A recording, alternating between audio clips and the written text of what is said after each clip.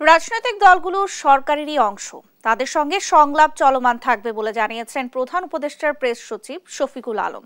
আর নির্বাচনের লক্ষ্যে অন্তর্বর্তী সরকার সংস্কার কার্যক্রম হাতে নিয়েছে জানিয়ে প্রধান উপদেষ্টার বিশেষ সহকারী মাহফুল আলম বলেন, সংস্কার শেষে নির্বাচন হবে। ৬টি সংস্কার কমিশন ৩ মাস কাজ করবে বলেও জানান তিনি।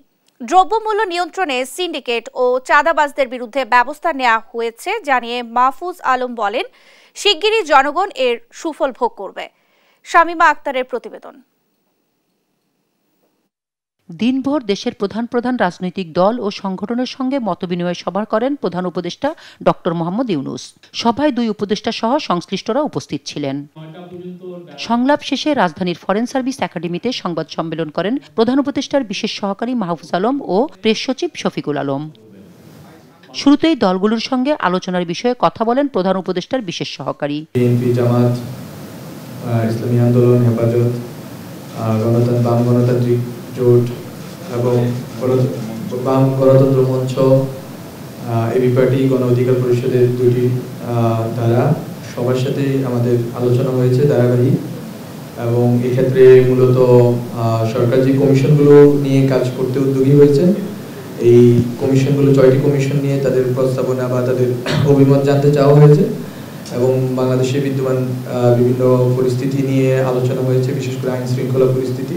দুর্গাপূজা আসতেছে, হিন্দু ভাই বোনদের সবচেয়ে গুরুত্বপূর্ণ উৎসব। তো এই উৎসবের নিরাপত্তা থেকে শুরু করে এই উৎসবের সামাজিক ভাবে এবং রাজনৈতিকভাবে যে উদ্যোগগুলো নেওয়ার কথা আছে সেসব বিষয়েও সবগুলো রাজনৈতিক সংগঠনের সাথে আলোচনা হয়েছে। জানান, সরকার তার নির্বাচনী রোডম্যাপ অনুযায়ী চলছে। নির্বাচন কার্যক্রমের অংশ হিসেবে গঠন করা হয়েছে ৬টি সংস্কার কমিশন। অ্যাডমিনিস্ট্রেশনে যেখানেই বেশিরভাগের দোষরা সক্রিয় ছিলেন, তাদের অনেকেই আপনারা দেখবেন যে অলরেডি অনেকেই গ্রেপ্তারের ব্যবস্থা করা হয়েছে।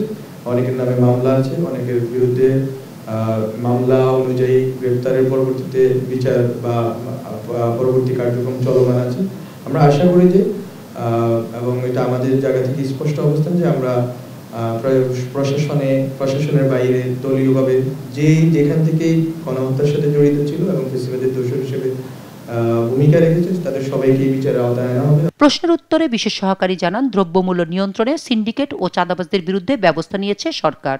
যে কোনো মূল্যে নিত্যপণ্যের বাজার স্থিতিশীল রাখতে চায় সরকার। দ্রব্যমূল্যের কথা বলা হচ্ছে, সরকার বিভিন্ন উদ্যোগ গ্রহণের পক্ষপাতী এবং প্রথম থেকেই সরকার সিন্ডিকেট এবং চাঁদাবাজির বিরুদ্ধে অবস্থান নেওয়ার জন্য চেষ্টা করে যাচ্ছে। এবং আইন শৃঙ্খলা বাহিনী, আপনারা জানেন আইন শৃঙ্খলা বাহিনীর একটা বেহাল দশা ছিল এবং ধীরে ধীরে মাত্র আইন শৃঙ্খলা বাহিনী নিজেদের অবস্থানে ফেরত আসতেছে। আমরা আশা করি যে খুব স্বল্প সময়ের ভিতরে সিন্ডিকেট ভেঙে দেওয়ার সুযোগ তৈরি হবে এবং চাঁদাবাজি বন্ধ করার সুযোগ তৈরি হবে।